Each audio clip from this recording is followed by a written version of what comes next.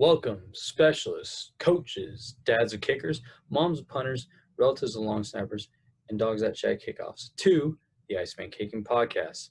It's the show with cold questions and even cooler guests. We are here to talk about the ins and outs of special teams and specialists, and I am your host, Brett Arkelian. Before we get into the episode, a few reminders. We encourage you to tweet about today's episode. Tag us at Iceman_kicking and use the hashtag Iceman Kicking Podcast or Cool Under Pressure or Big Kick Energy to let us know what you enjoyed about the episode or any recommendations for who you'd like to see on the podcast next. Also, if you are interested in any of the fantastic information discussed here today, you can find all of this and more in the Kicker's Bible. Proven training methods and secrets used by professional specialists by yours truly, Brett Arkelian.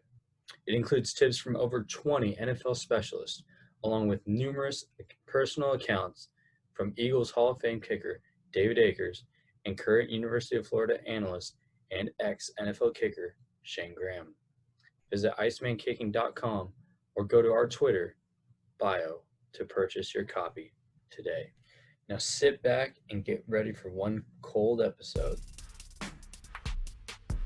You know, if we were last in the country returning punts, I might not be on the podcast. So shout out to the R&B team. Hey, and everyone listening, man, y'all order my dog's book, man. Y'all stop playing with my guy, man. Iceman Kicking. Go get the book, The Kicker's Bible. Order the thing. Support this young man. Right. Today, I'm very excited for this guest, because he's been a part of my development and starting out when I was a younger coach, just trying to learn, okay? Today, we have Chris Hurd, all right, a native of Killeen, Texas, who is a walk-on, all right, and lettered for 4 seasons at North Texas. Not only did he letter, but he earned a scholarship, and in 2002 and 2003 was the recipient of the Byron Gross Award, bestowed to the best linebacker on the team. He was also first-team All-Sun Belt in 2003 and Defensive Player of the Year. His career started out at Cisco College.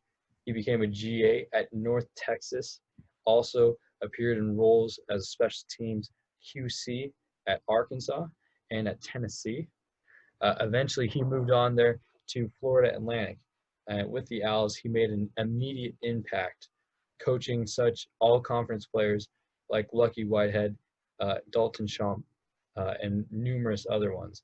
In fact, his specialist, Dalton Schomp, averaged nearly half of his punts were over or at 50 yards per punt.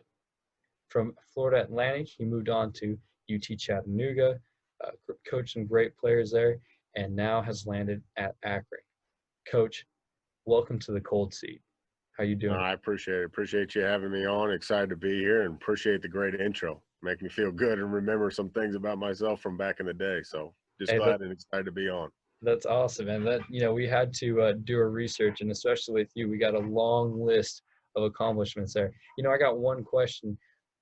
We talked about in the past too, the struggles that you went through growing up through the, your career. Can you tell me one example of when you were really living that GA life or that QC life and you had to, what did it take? What was one of the most, extraordinary times where you were putting in the work and one of those crazy stories from those days? Go back. I tell you, I got, when I got in my career, started there at North Texas. Cisco Junior College was, I think that was a trying time. When you go to the junior college, there's some great components about it. You get to be around a bunch of great players. One of the things that I learned there, at Cisco was, you get to become a jack of all trades type of coach. You're very humbled. You can come out as a young guy, you think, you're going to go out there and have this immediate career and all this kind of stuff. And you're going to go, I'm going to come out there in a couple of years, I'm going to be a coordinator here, there, all that kind of stuff. But when I got to that opportunity, to go there, and I got under some great mentorship of John Parchment, who's a legendary coach in the state of Texas. and got to learn under him. But I was there, and I was in charge of a dorm. I was a dorm coordinator. I was teaching a bowling class. I was the equipment manager. I cut the grass. I lined the field. I taught. I was various positions there, and academic liaison. Whatever you name it. We did a lot of different things and drove a bus, all that kind of stuff, and kind of put into perspective of what you need to do, and understand that you just need to put in the work and the time and the effort and energy and whatever the job is asked of you, that you got to go out there and do, no matter what it is. And don't take, and it's, as a young coach, even as an older coach, you got to go out there and be willing to humble yourself to just get the job done, or do just what needs to be done, no matter what the task is and what it is. And I learned that there, and it helped me. I got my opportunity. One of my old coaches called me to go get the job at Tennessee, and and that was really when I kind of jumped in and got my feet wet with special teams and everything. But it was different. You're going from West Texas junior college, we're out in the middle of nowhere, where there's a gas station, and it's podunk and country as all can get out, and then you go to the Tennessee Volunteers, and you're in the middle of the SEC, and high expectations, and the crowds are incredible, and the fans have high expectations. You got all the support, resources, and all that kind of stuff. And you go in there and you're like, all right, I got to go out there and do a good job. And taking what I learned in those 4 years, and that mentality, of kind of, because you come out, and I was, I had, like you said, I had some success as a player. We had some success on my team, and you've got some swag, you got some bravado about yourself. And again, you're starting your career, and you're all gung ho, and then and you come there and you got to humble yourself doing various jobs. Heck, I was there, and I had to, part of my summer job, the way I got paid, I was in charge of a crew of maintenance guys and stuff like that, and we built the women's locker room, redid the women's basketball. Now I'm not handy by any means, but that was my job, our task, and we figured out how to do it. I think I talked to every guy in the Ace Hardware shop on how to do certain things. But taking that mentality when I got to Tennessee, and just, again, it was different. It was on a different level. It was far past anything I've ever done. And, understanding the amount of time, the energy that I was going to have to spend there. And I ended up doing it. And, my first year there was like nobody's business. I remember my first month on the job. I remember I got a call from Coach Russell to call, he gave me that opportunity. I found out on a Sunday. I was coming back from a clinic in Lubbock, Texas, and he called me and called him back, said, yeah, I'd come. And I was there on a Tuesday night, packed up my stuff. I was throwing things in the garbage, throwing it down to the dump and all that kind of stuff. And I got out to Tennessee, and, I remember that first month, I think I lost 30 pounds, and it wasn't because I was exercising or doing anything athletic. I was up there, we were up there at 5 a.m, and I was, staying till the ends of the night, midnight, 1 o'clock, whatever it was, and just wasn't eating. Then go down to, I think it was at Crystal Burger and everything like that, and order a couple box of things of those, and just munch on that and everything. But just understanding there was a different level, and there was a different expectation and standard that needed to be done. And so there's things I had to keep doing over and over and get it right. So you had to put the time and energy and effort into doing that. And when going into that season, heck, I was up there 6 nights a week.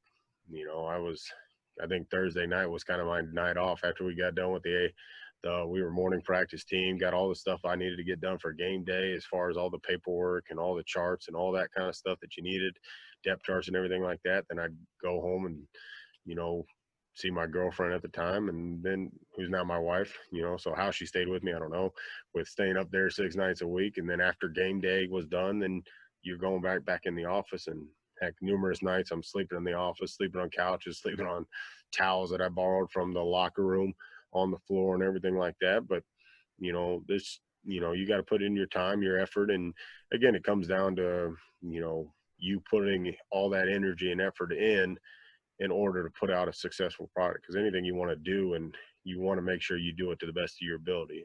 And you want to go out there and make sure what you do and what you showcase in your ability and in order to get your job done, has got to be at a high level. And that's what I was trying to do there. And is it glamorous? No. Is it what you expect? You know what I mean? When you're going any place, whether you're taking a new job, or whether it's in the SEC, or whether, it's here at Akron, you want to go out there and do things the right way. and you want to make sure you make a positive footprint. And that's just kind of, it was tough. It was trying. I'm not going to lie to you. There was times in the office, I'm like, why am I doing this? Why am I sitting up here and I'm the only one in the office? And that's one thing you learn as a special teams guy. You'll put in more time and effort, not, just because, a lot of us, a lot of guys, like most of my career, I've had special teams, but, special teams and then a position tied that. Well, the offense and defense, majority of your day is working towards that offense and defensive position. Then you start working on your special team stuff at night. And again, there's no time clock. You just got to find a way to get the work done, no matter when the clock, what the clock says on the watch and everything. Whether it's 1 a.m., 2 a.m. There's times where, heck, I went down to the locker room, slept for about an hour and a half, got up, and met saw the coaches coming in the office, and I'm walking out of there trying to put water on my face and get rolling. As a young guy, a QC and everything, it was important because I understood it was a stepping stone. It was an opportunity for to gain more guys in my network, for me to go out there and do a good job and hopefully help set me up to learn more and obviously hopefully enhance my ability to go out there and gain, a position. But that was a trying season. That was a trying job. But I learned a lot. I gained so much of just getting in there and being in the office and being around and, being a sponge and learning from guys and hearing them and sitting in the meeting rooms and sitting in the offices and finding different perspectives, finding different outlooks. And, and heck, sometimes when you're in that office that long, sometimes there's other coaches in there, and heck, you may have one of the defensive coaches, the offensive coaches, even though I was the special teams QC, heck, can you do this for me? Can you do this for me? And it was, was able to build some relationships there and some value and some trust. And, it was good. Now it was tough. It was hard. And, everybody's got to pay their dues and everybody's got a different journey. Some guys are a little bit easier than others. Some guys, face a little bit more adverse, but, the journey is the journey. And again, we got to take every part of that journey to, mold and grow you. And, it's been good for me because it set me on a path that, led to a lot of the values and what I feel, have gotten me to this position and have gotten me in my career and what I think are important. And, no matter where I go, what I do, that I'm going to stay true to no matter what. And that I learned those at a lot of different places, whether it be Arkansas, Cisco, FAU, Tennessee, UTC and Chattanooga. It's all been different and all different perspectives. And, it's been great. It's been a great journey and enjoying it. Yeah, that's awesome. There's a lot of life lessons that you definitely learned from that trip. And man, I mean, it's good to hear too, as a young guy, is like, all right, is that normal? Me, staying here till all ends of the night when no one's in here, is that normal? Or is it, normal to not get any sleep? Like, yeah, like other guys are doing the same thing. So it doesn't make you feel like you're, I don't know, putting in work for nothing. No, you're definitely putting you're putting the energy, you're putting the effort. It's just, hopefully you find different ways to be a little bit more efficient so you can get those hours cut a little bit and enjoy a little bit of the life that you got. But again, what are you doing it for? There's different parts of your season where you understand where there's going to be some grind to it. There's going to be some tough components to it. It's going to take time. There's going to be days that are longer than others, and that's part of the job. And especially when it comes to special teams, it's just, I know that different people look at it different ways and maybe not, see it thinking it's that trying, but it's, you gotta put your guys in positions and you gotta put them in and get them out there on the field and try to create, opportunities for them to be successful and take advantage of your opponents and stuff like that. And, and you got to go out there and find, again, it's one of those things that you're trying to find ways to get those guys to play hard and tough for you and keep it simple so they can play fast, apply the tools in their training, and then go out there and just utilize their athletic ability to go out there and make plays. There's no question, man. Well, one thing I always try to tell myself is there's beauty in the struggle, and if it was easy, everyone would do it. So no, the scars on your body tell you a lot about the lessons that you've learned. And so, no matter what it is, they teach you something, and they're there for a reason. They're always, whether it's a reminder of what you've been through to, push you forward in tough times, or just understand, there's always a great light at the end of the journey. 100%. 100%. When I was at Tennessee, we had one coordinator and the head coach who were kind of, ran the thing. And then when I got to Arkansas, Coach Bielema's belief was he split it up against 4 assistant coaches. So, Coach Partridge, Charlie Partridge was in charge of punt. Randy Shannon was in charge of kickoff. Joel was in charge of kick return. And Tabor Johnson was in charge of punt return. So I got to work with 4 different guys, which was incredible. And then the head coach, Coach Bielema, was involved in all of it, and he actually coached our shield, on our punt team. And so he was heavily involved. And so he'd come down to my office all the time, where us slappies were, and he'd come in there and be late at night. Hey, what do you think of this fake? What do you think of this? And we'd watch fakes together and stuff like that. And heck, we implemented a couple of them and they worked, and it was fun. The one we ran against Rutgers, when we played at their place, was incredible. Threw it to the snapper. How about that? He got special teams player of the week because we threw it to him, and he got blasted. Now our punter threw it up there and laid a lollipop up there, and he got smoked by the returner. But and so I've got fortunate. Then when I got to FAU, Charlie, who was our D-line coach at Arkansas, who was in charge of punt, he'd been a special team coordinator at Wisconsin and a lot of different places over at Pitt, and so he was heavily involved in everything we do, and then, and so I got to learn from him. And again, another guy that was, that I knew when I came up with an idea or I came up with a scheme, that I better make sure I have my homework done on why we're doing it. We're just not doing it to implement because I think it looks cool. I saw South Carolina do it, so let's do this. You know what I mean? Or it was because I think this is going to help us, and I think it's going to give us advantage of the opponent we're playing, or with our scheme to cause some stress for our opponents and stuff. So, that's, I've been very fortunate. I got to Chattanooga after FAU, and Coach Arth, I get more time here at Chattanooga and now at Akron than anywhere else I've ever been.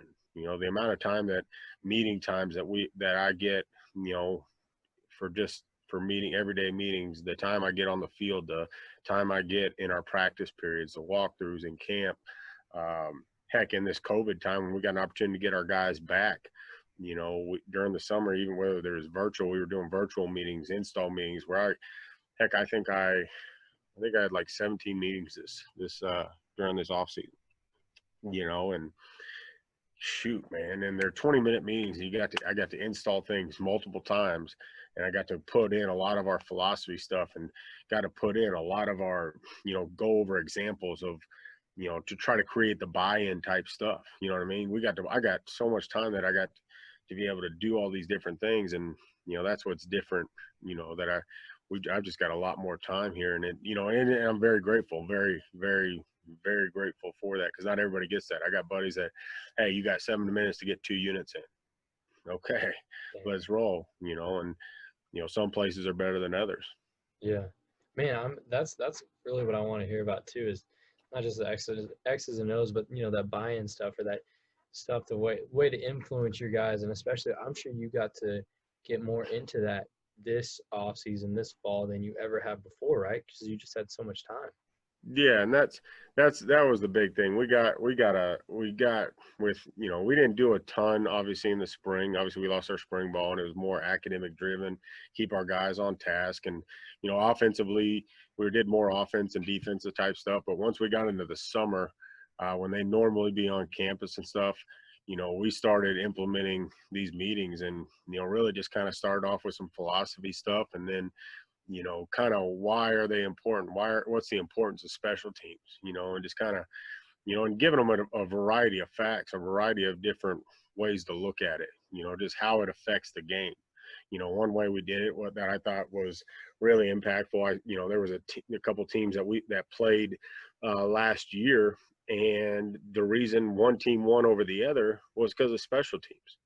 And so I highlighted that game. I got the film of it, and I went through it, and I pulled out the clips. At one point this team is down 27 to 27 to 6 or something like that. 27 to 6 going with 11 minutes in the fourth quarter left. And there was just a variety of plays that led up, of special teams plays, of, there was, in the first half there was a botched, with like 30 seconds left. One team punted it, backed up. The returner, muffed it, dropped it. They got on it, ran a couple plays, clocked it, kicked a field goal, got them 6 points going in, got them 3 points going in the half. They get in the fourth quarter, they wrap off a big return, go down and score, kick an onside kick, go down and score, block a punt, set up a score. And then they go on a big drive after a great special teams drive and after a special teams return, and then go down there and kick a game-winning field goal to win it, and came back and won 30-27.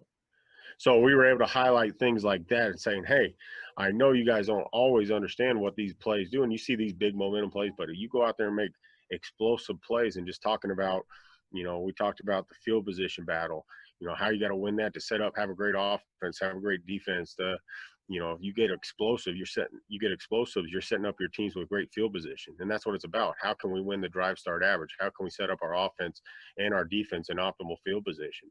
It's about creating those explosive plays. Can you outgain the explosive plays of you over your opponent? And then, just kind of highlighting on those things. And then can you create extra possessions? Can you, all the little things that you're trying to do. And so we highlighted that for one. And then, another talk we had was trying to think of all the talks we had. We had a bunch of them. Another talk we had was just showcasing, because everybody has the aspirations of playing in the NFL. Everybody's motivated by doing different things, and is it playing time? That's one thing we talk about all the time.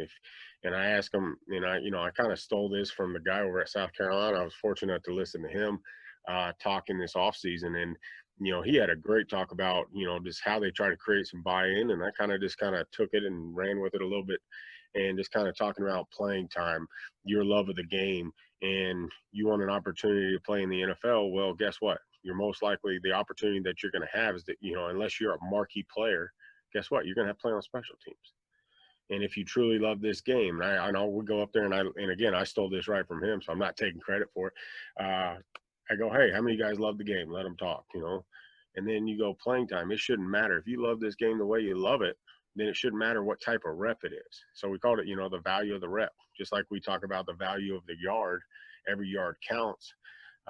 And so the value of every rep. So if you're truly a great player, and you're a competitive player and you really love this game, well, guess what? You're going to want to play on every play that you can. And no snap is different than the other. An offensive snap's not valued more than a defensive snap, and neither one of those should be valued more than a special team snap. So we talked about that, playing in the NFL, just like we talked about, is, okay, you're not a marquee player. The majority of guys don't get very many years in the NFL. You got to find your way onto a team each year, and you may get cut from one. You got to fight your way onto another. And guess what? The best way to create value for yourself, and the best way to put a decision in your favor, when you got two guys that are, on paper and everything's even, you weigh the same, you look the same, you run the same, you create the same production. Who's going to give you that more special teams value? Who's going to create that versatility? Who's going to, on game day when they need extra guys at different positions and has some versatility to play a lot of different things, they're going to choose that guy, And so we talked to them about that. So you want to create that value. You want to be that guy. We'll showcase it. And I've been very fortunate to be able to talk to, some special teams guys. I know some special teams guys in the NFL, and and talk with them about their decision-making process. We've got, I'm very lucky with the staff that are on. Coach Arth, John Carroll, he's a John Carroll alum, and our staff's got quite a few John Carroll alums, and, you got a ton of them in the NFL, and a lot of them are with the Patriots, for instance. So, and the Patriots guy, DJ Debick, comes to our school all the time, and, he played for Coach Arth and worked with him and everything before he got his opportunity there. And I'll sit down with him and I just ask him when he comes through, I just ask him, what are some things that you guys look for? And I write them down and I put them in those presentations. And just kind of highlight this to those guys.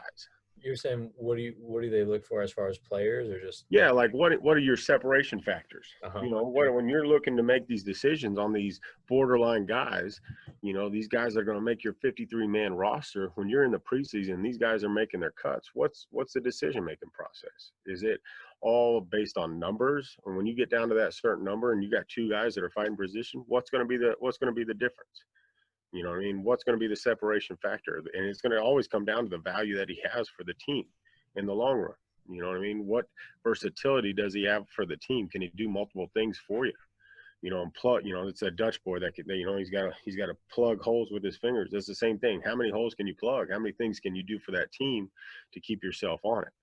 And that's how you see guys that have made careers on special teams, is they're just so valuable on those teams. Ray Ventrone's a great story.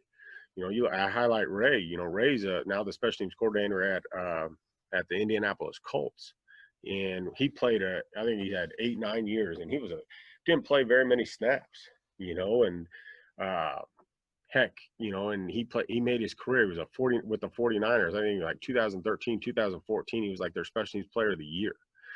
For them.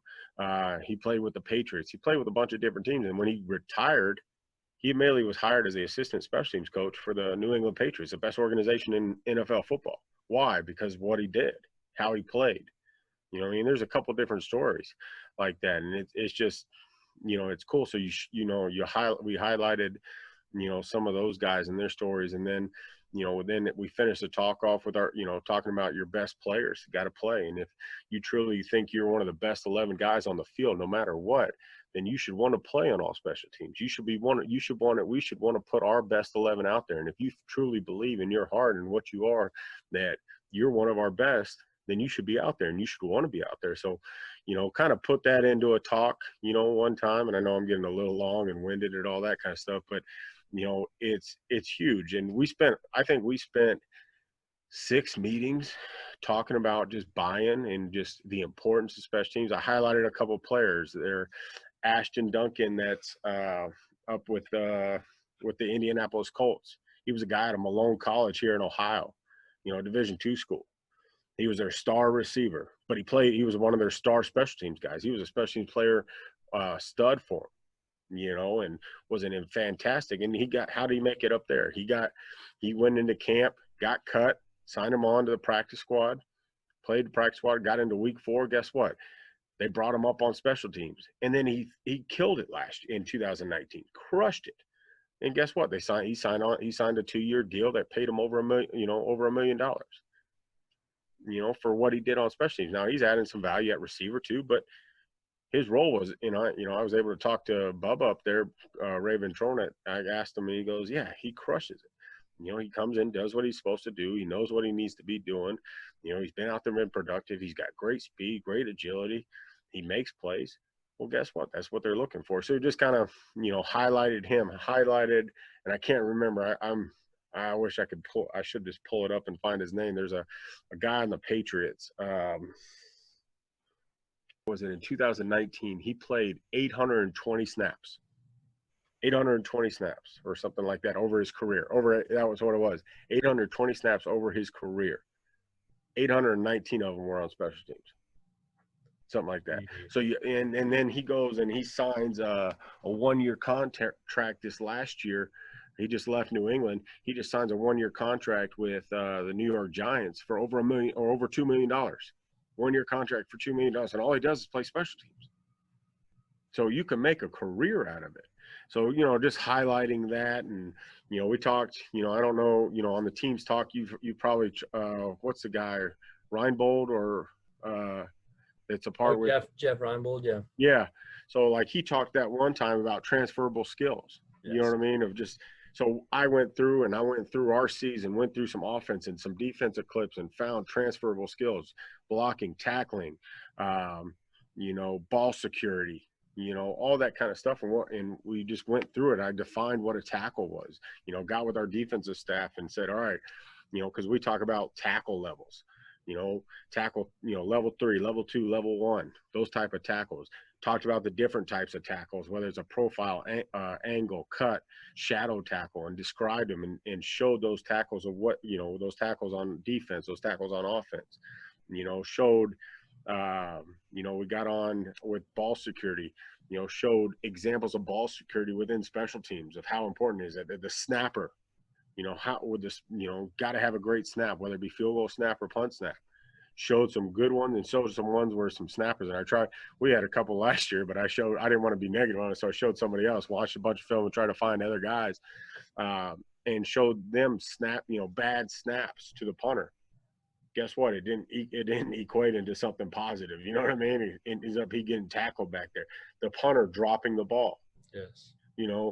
Things like that. The returner not fielding the ball correctly on a punt returner and causing, a turnover, not catching the ball, moving forward and some issues on kick return.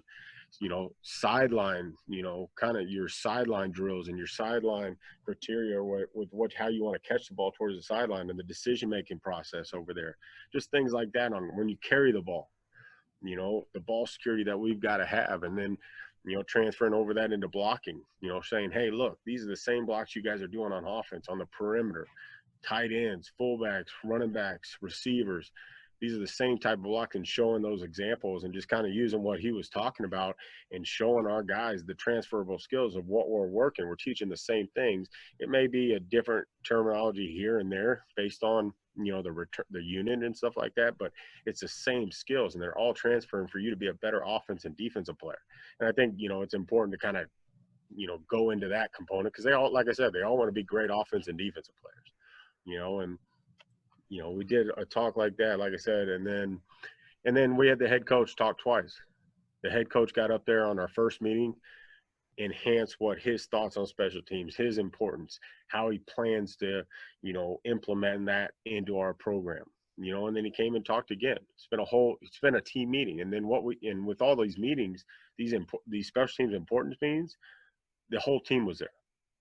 It wasn't just guys that played on special teams. I talked to the whole team. So, just kind of creating that buy-in with that component has been great this year. Now we'll see if it turns into anything, and then I think you gotta try to create, a special teams culture. You know what I mean? You got to try to find something that they can buy in and try to create your own motivation there as well.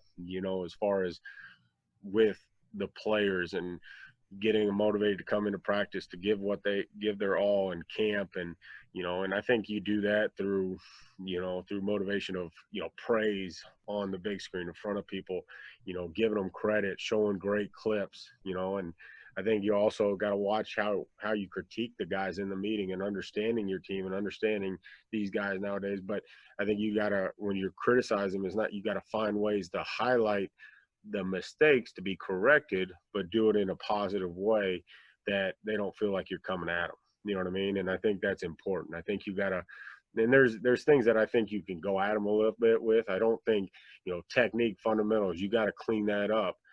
But if it's effort, energy, attitude in the play, then I think you can go at them a little bit, because that doesn't require anything. It just requires your commitment to your teammates. And by not doing that, it's a slap in the face, and I think you can go at them a little bit with that. But, I think there's ways, you're highlighting with graphics, creating graphics for them on special teams players of the day, of the week, when you get into camp and stuff, having, rewards for those guys. If you get a special teams player of the day, you give them, candy, whatever it is, a blizzard from Dairy Queen. You give them, we gave shirts that nobody in the program. I went to our equipment manager and said, hey man, what shirts do you have that you haven't given anybody, that maybe even if they're a couple years old, that you guys had in the past? And we have these cutoff shirts. And so, give those guys to the special teams player of the day and that type of stuff. And then in the season, we had these shirts, and our special teams culture is the Shadow Warrior.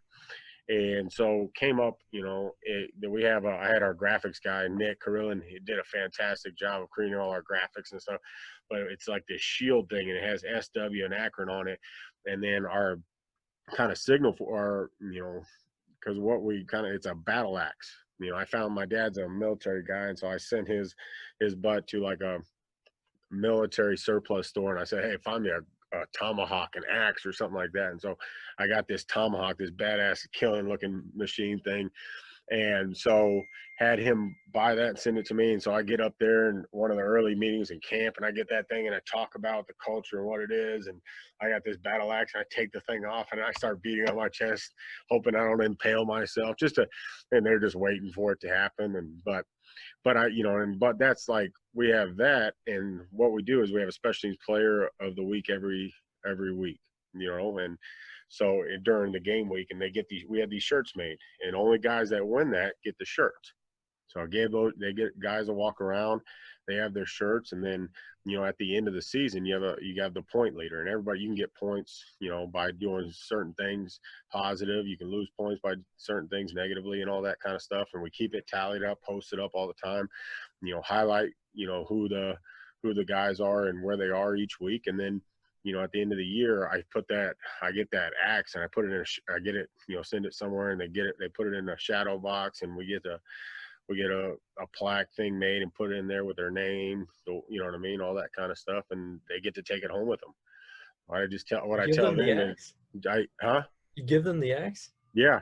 Now I get that thing framed up. So if it comes out of there and it goes and it does something negatively, it's not on me. I gave it to them as an award, as a showcase of good faith. And I go, hey, if you go out there and kill somebody with it, I paid cash for it. So, can't get traced back to me, but yeah, I give them the axe and it's cool. And it's neat. Cause like on the back of the shirts, we got 2 axes, again, another graphic our guy made. It's cool. And so, try to get them to buy into that. And I think there's things like that you got to get them to buy in. And what we talk about with like our Shadow Warrior culture is like, and I got this, and again, I'm not smart enough. I got a North Texas education. I ain't smart enough to go out there and think of a ton of stuff on my own. But I was fortunate when we were at FAU. We had a guy named Major Mueller, Coach Partridge had brought someone in. He was a Navy SEAL. Navy SEAL, was a Navy SEAL trainer for a lot of those guys that you've seen on the movies and stuff like that. That he came in and spent a week with us and presented to our team and talked to our guys about the mentality, that you got to have, to be a true warrior, to go out there. And a lot of it comes down to being selfless. And what the Shadow Warrior is, like a Navy SEAL type of deal. And again, we're not Navy SEALs, don't get me wrong. Is, like those guys, like the Rangers, the Berets, the Navy SEALs, everything that they do, nobody knows about. They do everything like in the shadow, in the dark, under, nobody, it's all under confidentiality type stuff, and it's the same thing with special teams. And that's what I talked to them about is with special teams, nobody, you go out there and make a play, it's cool. Nobody pays that much attention, all that. They don't know who that guard is on punt, who the left tackle is on kick return. They don't know that stuff. Nobody pays attention. They'll know who the offense and defensive starters, but they don't know, they're not paying attention to that. You got to make a big play, they're going to hoop and haul, but that's about it. So what you do is not for the betterment and to be, or, betterment of yourself or to be glorified on game day. It's going out there and it's a service. It's a service to your team. It's a service to your community. It's a service to the brotherhood that you serve. And so that's kind of what we talk about is, we do it and we prepare ourselves for those moments, not because we're going to seek, fame or glory. It's going to be because we love the guys next to us and we want to play for those guys in the community, the school, and the people that have given us an opportunity to do what we love and how we do it. And so, it's a work in progress. We're, still trying to build it and go. And the longer we're here, the better it'll be. And the more these guys, keep day in, day out, just kind of coming to work and everything, it'll get where we want to be. But, I've been satisfied. I've been happy with, we had a terrible season last year. Terrible. I've never been a part of a season that bad, but, to be honest with you, we get to our last game against Ohio and we're playing, and you couldn't tell the difference in how we played in week 1 in that game. We played hard. Did we make some mistakes? Yeah, but we were playing hard. And Coach Haynes is over at App State. Brian's now at App State. They do a great job. He gets those guys playing. And Ohio is a team that, they play their ass off. They're physical. They're mean. And they're tough to play. And they're well coached. And we go out there and we battled them. We battled them hard, and and they have great kick returner, great punt returner, and shoot, we kind of, they got a big return. We didn't keep our leverage on one of the returns on one of our kickoffs, and they got out to like the 28, but then our kicker laid a wood a little bit. But they were a really good team, and we were still playing. Like I watched that film, and I'm trying to, you go at the end of the year, you're pulling clips for tapes, and when you get into spring ball and fall and all that kind of stuff, and I'm going, man. And during the season, you probably lose sight of that a little bit, and which we got to be better at just kind of seeing that and praising that to keep that culture going, because it's very hard to stay positive in a negative situation. That's, in fact, we were talking with our guys this morning. We're kind of doing some leadership training with the specialists. We created a leadership. We're doing like a 4-week leadership academy. We're doing, you'd like this, some subconscious training for the specialist, where it's positive, your self-talk, your the power of being positive and your optimist, have an optimistic outlook, and even in negative situations, a visualization and, all that kind of stuff. So we're kind of putting a 4-week program of that. And had a great talk about it today. We were talking about our own culture within our room on Tuesday, and then this morning talked about the power of positivity in terms of the specialists, and gave some great examples of doing that with those guys. I think, like, you got the Harrison Buckner guy that over the Chiefs. Great example of an opportunity for anybody to go negative, to get mad or get upset and let your mind drift in a negative way. You know what I mean? Like, heck, you go out there and he kicks a 50-some yarder right early, I think, to put it into overtime, and then goes out there and he's got a 53 game winner, and then someone jumps off sides, they got to scoop back. It's easy to go, okay, shoot, I could have kicked a 53-yarder. That dumbass, now he puts me in this position. Now I got to kick. No, I get to, look at this. I get to kick a 58-yarder, for the game winner in overtime. I get to do two more opportunities and strokes them both. Like, yeah. That's ridiculous. But it's that positivity. Yeah. And so, like, things like that I think, I got to keep doing better at, like, even in those, like, the season that we had, and, all throughout the whole year, I think you've got to always try to highlight the really good things that they're doing. You got to highlight, the positive things, even like, everybody has goals that they show and everything like that, but you got to show the positive, what we're doing, the progress that you're doing each year. Cause there's games that you go out there and you do really well, and there's games that you're just struggling to hold on, special teams wise, or just trying to, do your end and hold your end of the bargain type of stuff. Cause you got some teams and some people that do some crazy stuff and some really good stuff out there that make it tough.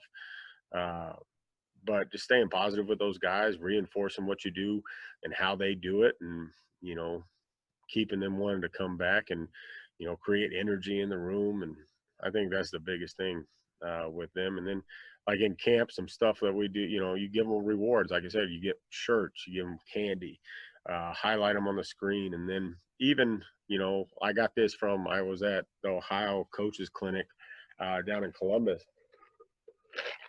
And, one thing that the Cincinnati guy, Brian Mason, who's really good, was really impressed by him.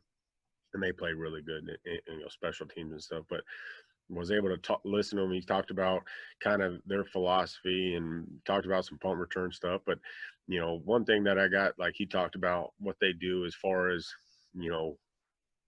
reward system type stuff and in camp. And it was really good. Like, they have players of the day, and, and we do a lot of the same stuff. Like, they grade attitude and effort every day, plus minus type stuff. And that's how the guys, become special teams players. And, I kind of, added on to it is the execution component. So your effort and execution of what we're asking you to do.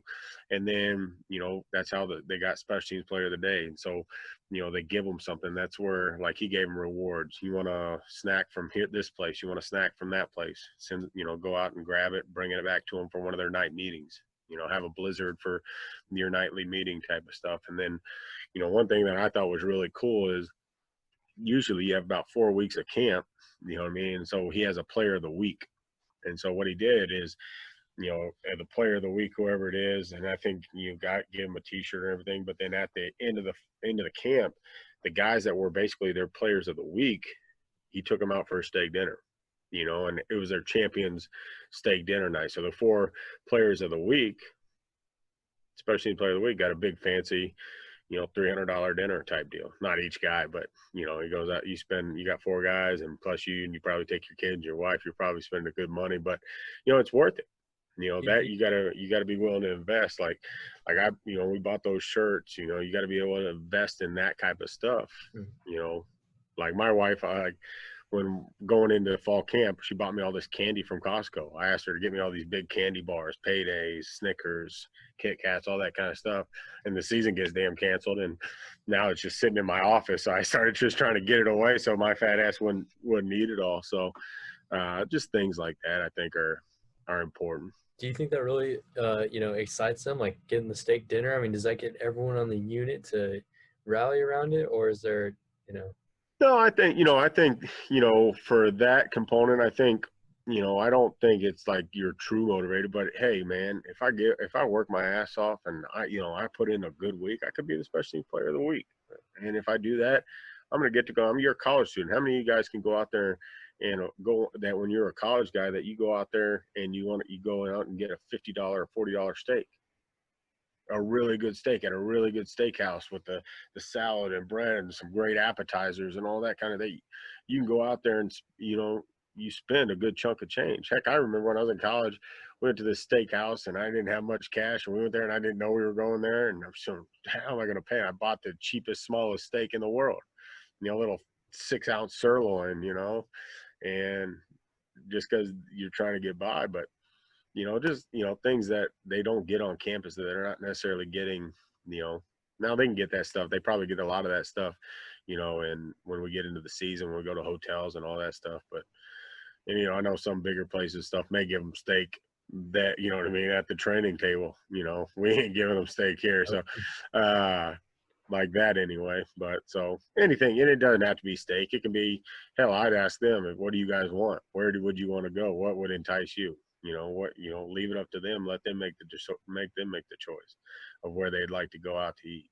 Because you were talking about your points. I like that too. How'd you go about that? Is it time? I'm sure it's time consuming, but how'd you rank your guys as far as like efficiency and, for camp? For like in camp each day type of stuff? Yeah, exactly. So we just created I have our guys like between me and the guys that work with me and everything like that, QCs and stuff. So we just create, for each drills that we have, we'll just create just like an Excel sheet of what we're going to be looking at, we got a couple different layouts of, 3-man drills, 2-man drills, you know what I mean? And then it's just where you can write their name and it says, effort, execution, and we just go plus, minus, and tally it up, and and then they put it into Excel document type of stuff. And now I've got some guys with me that are far more advanced and technologically advanced on like Excel and algorithms where this can tie to that. So now we got a computer in there, and I'll just do it, and I'll do it by hand because I'm old school, and then I have one on the computer and he's just typing it in as we go, and so it just kind of works that way. But it is time consuming, but it's worth it because you got to be able to watch these guys and evaluate these guys on a daily basis. And you got to, when you're making those decisions, when it comes into camp of who's going to travel, who's going to be in your 2 deep, it's important. You got to know, and you got to know these guys. And when coaches when coaches are talking with their players offensively and defensively, they've got to be able to reference what they're doing on special teams. And you got to have, talking more buy-in, you got to have your assistant coaches reinforcing that in their meeting rooms. They got to be talking about that, when we're like I said, I've been very fortunate to have a lot of guys that I work with and at the places that I've been that's important. That's a priority. And they put it in their meeting notes. They put it at the beginning of their meeting when they're talking, at the end of the meeting when they're talking in enhance. Get on the field. You want to get on the field, get on special teams. If you're a backup, change your role. Find your way on this. If you want us to trust you offensively or defensively, get on special teams. Showcase your ability to be trusted there, and then, maybe we can grow your role. Get on the bus. And then when you're on the bus, then maybe we'll enhance your offensive reps because now you're on the bus and we possibly may need to use you. You know what I mean? And especially in the COVID days where for us in the MAC, they're cutting down from 76 to 70. So you're losing 6 bodies. So guess what? You gotta have guys that can do multiple things. And so, I think that's important for, those guys to be able to do that. And, and so you've got to know as a coach. So, one thing that we do that I think is very, is something that, we just started doing last year that was incredible for me anyway, as a special teams guy, was for roster stuff when you're looking at it, because, we do a ton of drills, and as you get towards the end of camp and you're starting to build those depth charts and stuff like that, you got to make sure the guys that you're repping are going to be guys on the bus offensively and defensively, because you don't get very many guys that are just special teams guys only that get to travel just because of special teams. It's just not the name of the game. And so you got to make sure the guys that you're putting in your 2 deep are guys that are going to be on the bus, that are going to be traveling. And what we do is, we have meetings like every 3 days, every 3 or 4 days or something like that. We always have personnel meetings where we go around the table and talk about each position. And one thing that we do is we talk about every position, what he is offensively, defensively, that his role and everything like that. Early after first 3 days of camp, 7 days, whatever it is, we keep coming back to when those personnel meetings, and then they talk. He could be, he should be a 2-unit guy, a 4-unit guy. We're not real deep at this position. If you need to use him on one, use him on which whenever he's a 1-unit guy, and that gives me an idea of where these guys are and what I can utilize them in. You know what I mean? On, your starters, your backup guys, on what their role can be for me. You know what I mean? I can't plan on putting a guy, even though he may be our best guy and all, I could use him on all 4 units. He'd be a core special teams guy. But if they tell me he's going to be a 2-unit guy, well, I got to pick the best 2 units that we have that we need them on, and it's not, and the thing about it is it's not one way or the other. It's not just the assistant go, he has to be a 2-unit guy. He can't be more. It's something we sit there and talk about. It's a conference. We're sitting there and we're going back and forth. We're talking where I see him, where they see him. The head coach adds his input. The recruiting guys that are watching from the sideline from practice, their input. The GAs, that anything that they feel that they get in the locker room, on the sidelines and stuff like that. It's an open forum, and it allows us to make informed decisions on these guys. And then, it allows you to eliminate guys too. Say, oh no, he's not going to make the bus. We'd like to redshirt this guy, or he's going to redshirt. He's not ready. So you kind of back him off or something. Or maybe, hey, this is with the new rule, this is a guy that we'd like to utilize the 4 games somehow. Let's wait a couple weeks before, implementing them. You know what I mean? Or, let's play in these first 4 games or whatever it may be. Now, I know this year will be different for us anyway, because you can play as much as you can and you're eligible. So we'll play on any and all the young guys as much as I can, because we got some talent on there.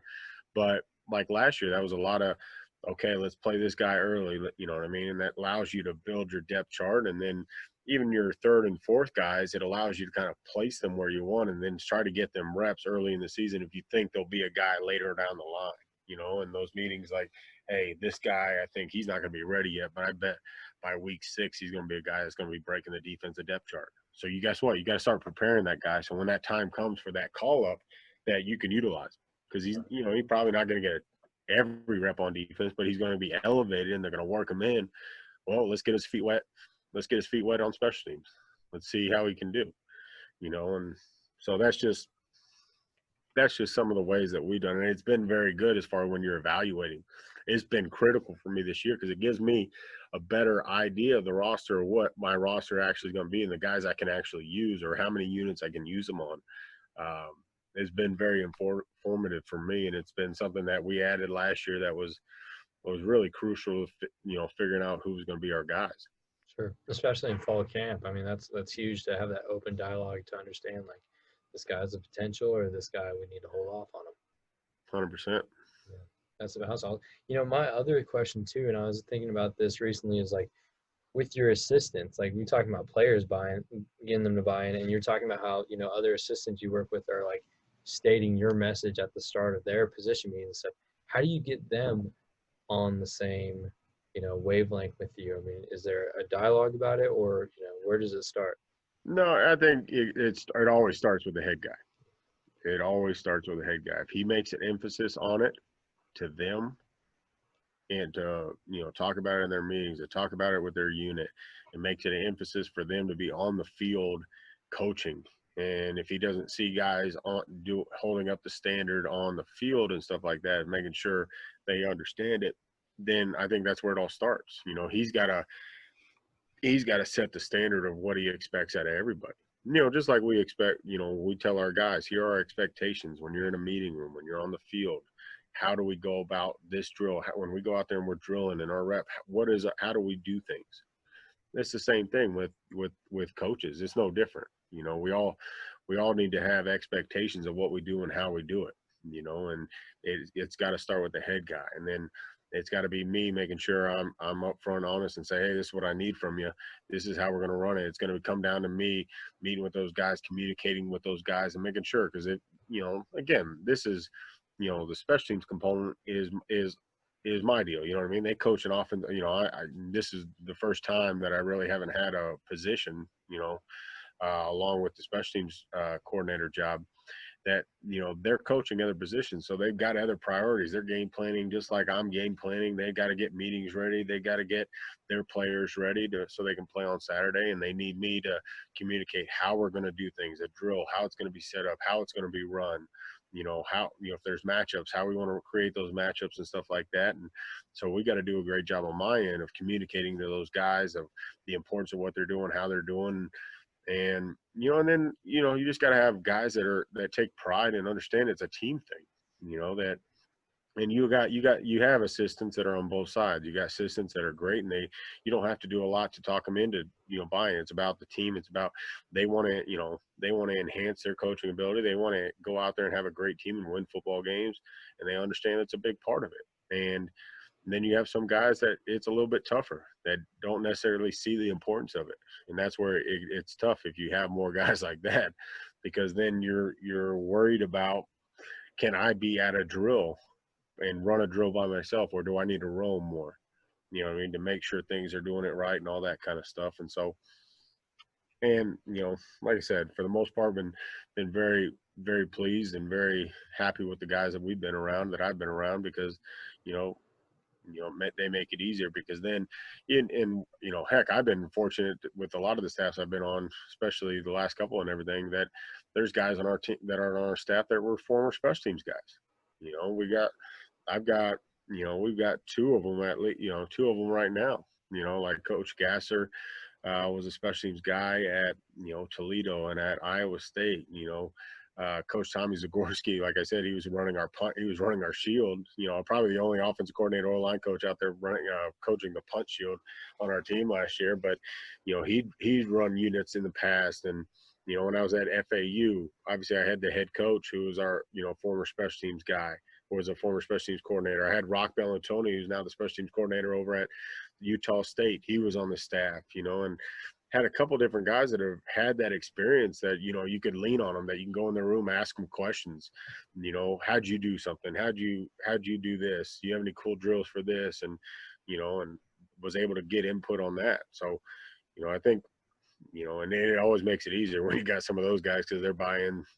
They understand. They understand the struggle that you have, and they understand the importance of it and what you got to put into everything you do. So it's just you're hoping the head guy puts together a good staff, and you're hoping the head guy makes it important. And if he does that, then it makes your job a lot easier.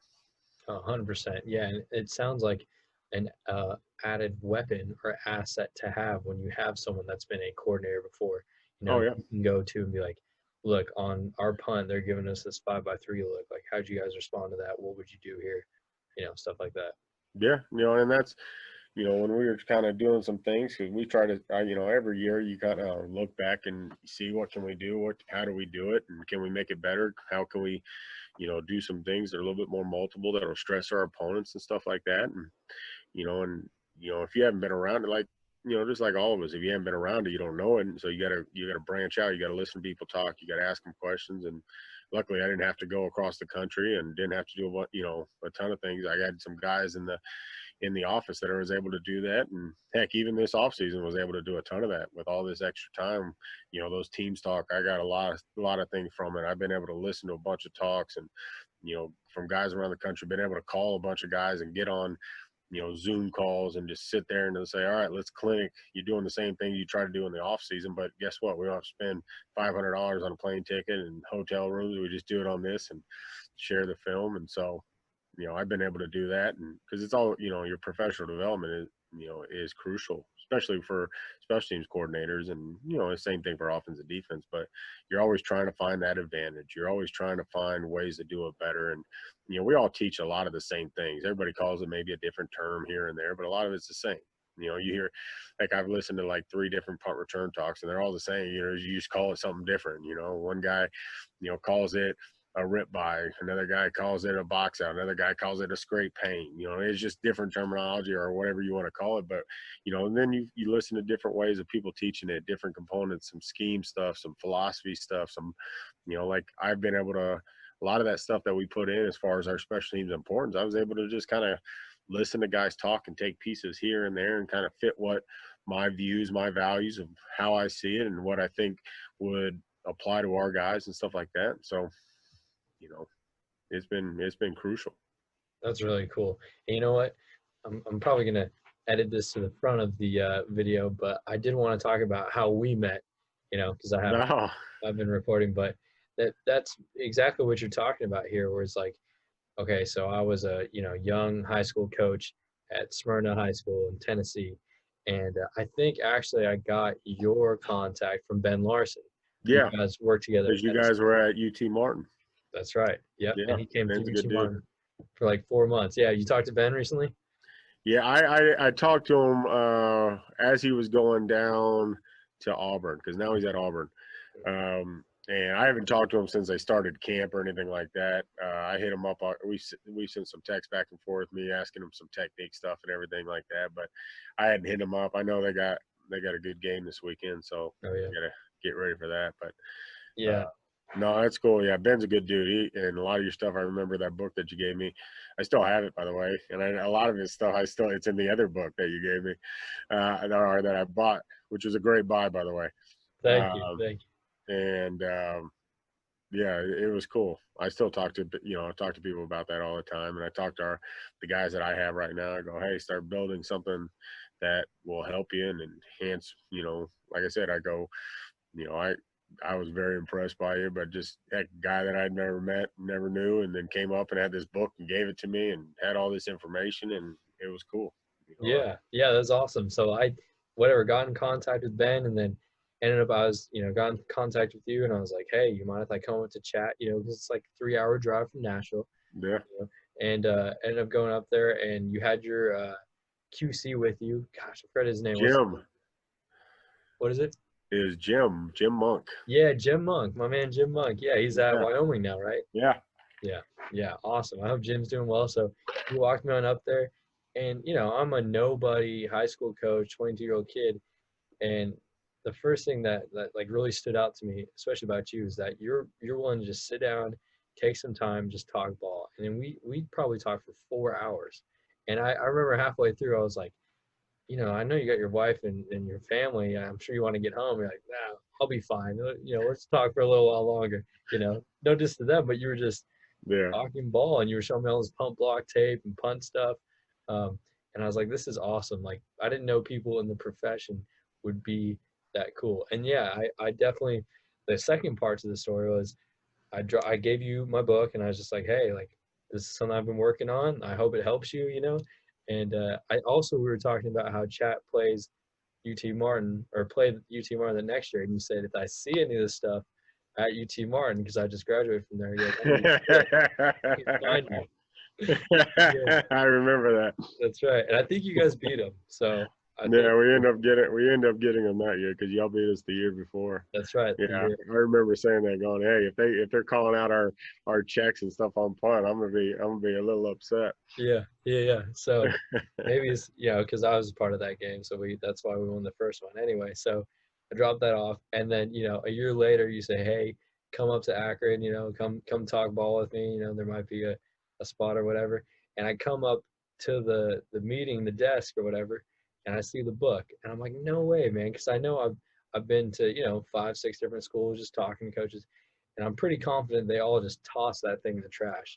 So for you to keep it, and it was just kind of like a put in the plastic sheets and just kind of Yeah. makeshift little book there, for you to hold on to that, I was like, oh, this guy's a stand-up guy. I really appreciate that. No, it was good. Like I said, it was good stuff. And heck, I gave it to our guys. I gave it to a couple of different guys in our unit. Like, I know our punter took it home, and our kicker took a look at it, and and I said, hey, take a look, see what you like, see what applies, and we can build some of this stuff or anything that you like into some practice, or into like Wednesday for us is kind of like a light day, kicking day and everything. And so what stretches or what things that that we can do that can help you and everything, let me know, sit down, and then just take it for what it is. Take a read and see what you like, and see if anything helps you. And it was good. I mean, like I said, I was very impressed by it. And heck, when I was when I was your age, I wouldn't have had any of that stuff, to be honest with you. I didn't have any of that. I wasn't prepared for what I was going to get into, and to be, to have that, and where, you understanding, what you want to do, how you want to do it, and heck, you'd have told me you're going to turn that thing into the book. I said, all right, because you had everything in order, and you've been working your tail off, and I'm kind of working my way through it, and I've got a kicking guy now as well. After your guy turned me down, just messing with you, but no, he's good, and we sit there and we reference it, and it's good. But I still have the notebook. I got the book and the notebook now, so I got the full package. But Yeah, man, I was very impressed with you coming up there. One, I don't know, as a young coach, if I'd have called somebody out of the blue and just said, hey, I want to go talk some ball, with a random guy and everything, but that takes a lot of presence, a lot of guts on your end, and then just going out there and coming in prepared and coming in and saying, hey, this is what I'm looking to do. I presented this for you, and I made this for you. Don't need anything in return. Just hopefully it helps you, and that's cool. That was big time. Yeah, I appreciate that. Yeah, and that's my biggest thing too, is like from right there I kind of learned, like, you have to be open to giving people things, what you've learned, and to share that. And that's what this, coaching industry is all about. And that's what you 100%. do. So, that was like huge to me. And it's funny because a lot of that book, yeah, I took and turned into my actual book, The Kicker's Bible. You can find it on icemankicking.com, shameless plug. But but a ton of it too, I trashed this. I'm like, man, what was I thinking? You look back like 3 years and you're like, this is garbage. And I was able to add a lot more stuff from professional guys that I was able to talk to. So yeah, man, you've always been really supportive, and I appreciate that. I've always learned a ton from you. Something that I also remember talking about then was the edge. Do you still coach up the edge? You were just talking about different things that correlate from offense to defense, and that was something that really stood out to me in 2016. It's been something we've done, since my time at FAU, and I brought it up to Chattanooga, and we carried it over here, into what we do. And it's, when we talk about blow delivery, that's what it's called. It's called the edge. It's wrist tight, elbows tight, screws underneath their chin, striking and punching violently at eye level and creating separation, and it comes in offensively, it comes in defensively, it comes in special teams. And so that's kind of how we refer it. We've done the period, do the period like we've done in the strike component and shed component. And then, now we're doing some different things. So, but it's still called what it is. And it's still, when you talk about blow delivery, that's what it's called. And it's kind of been kind of that, one thing you got to have is try to create consistent terminology across your program, offensively, defensively, special teams. And that's been one of those terminology things that just carries over no matter what. And, because it doesn't matter what position you play, minus quarterback, not too many of those guys are going to use the edge or a kicker. But, it correlates to just about every position. So heck, I've even got the specialist out there in it sometimes. They jumped in and did the edge a couple times. Hey, they need got to. out there with some blow delivery. Now it doesn't look as good, but they're fiery. They need to, though, for sure. Yeah, that's to me is one of my weaknesses. I think is like, I need to get these specialists more in like tackling drills. Like Shane Graham was talking, I think, on the Teams Talk, and he was talking about working his specialists in different situations where it's like, all right, you're in an open field, let's make a tackle. You're trailing a guy, let's make a tackle. Like, those are so important because that's where you have to tackle. And those kickers always look stupid, man. I can't stand that. I can't stand that at all. No, I think it's important to get your specialists in. Those, they don't need to be in the big contact ones, but anything that you can do to kind of work on their skill set. Like, we do a lot of that, group stuff with our team. It's going to be something that we end up doing this year a little bit, is some more, just circuit type stuff with the entire team on, especially ball security, takeaway, and, tackling type stuff where you incorporate, you got to put your snappers, your punters, your kickers in those drills. And it's, just like you said, a tracking drill, simple tracking drill, just understanding how to track the hip and closing on the guy and going from a long stride to a short stride and being in a control position, just trying to get them down, teaching them how to tackle so they can put themselves in a safe position when they have to make one of those tackles so they don't go out there and hurt themselves, Absolutely. A lot of guys get hurt, trying to make tackles, especially kickers with their knees and stuff. they get torn up, and it should be something that's taught to them. And yeah, like we hadn't, it hadn't been something I've done in the past, to be honest with you. And it's something that we started doing this year, to be honest with you. And hopefully it'll transfer. Hopefully it doesn't transfer. Hopefully they don't have to make any tackles, but it would help the snapper anyway. I wouldn't mind him being a better tackler and stuff like that. But I think it's important that you teach, all those guys how to tackle. And we try to do that offensively and defensively and special teams, just because, if you get obviously defensively and on special teams, you got to learn how to tackle. But heck, offensively, you throw an interception, a guy picks up a fumble, you got to learn how to tackle. You got to be able to put the ball down and give your defense an opportunity to go out there and be successful and stop some points or limit points, and so, I think it's important. There's no question. No question. Hey, this is something you hit on before. I don't want to keep jumping around, but I thought it was really relevant and important. You guys had that tough season, right? But you said you guys are still fighting at the end of the season. To me, that's so important. How do you ingrain that in your guys, or how do you keep them motivated when things are going bad? Because a lot of teams will just fall and crumble. You guys kept fighting. How do you keep those guys motivated, inspired? I don't know, but no, I think, like, kind of going what I talked about a little bit earlier. I think you got to continue. When you get into negative situations, and you get into parts of your season, or things aren't going your way, and a lot of this we talked about this morning, which kind of works well for me, that kind of relevant with the kickers and stuff, as far as their subconscious training and stuff. And you got to utilize it. Everybody has to utilize that in their regular life and in season. Coaches, players, no matter what, is the situation that you're in can be negative, but doesn't mean your outlook has to be that way as well. And you have to find the positive. You have to find the positive results in there somehow. You got to find an optimistic out view of what you're doing and how you're doing. And I think that's important when you're having tough season and you're in a slump. You know what I mean? You're kind of you lost a couple games, or you're losing every game, or maybe you're not playing as well. But I think you still got to coach them. I think, guys can tell because it's like, and everybody says it, you got to have the same energy, to be a consistent coach, a consistent player, consistent in everything you do and how you do it. I think, especially if you're a coach, I think, for like me, if they see me down, if they see me coming to a meeting different than I did on day one, if I don't have the same energy, the same output, the same emotion that I have on day one, and it gets in the season, we're 0-6, and we're not having the success, the production, in the win column that we want, and they just see me down, and and just I'm letting things slip, whether it be effort type stuff or technique type stuff, or just details type stuff, and they see that, they're gonna go, well, this guy doesn't give a shit anymore. Why should I?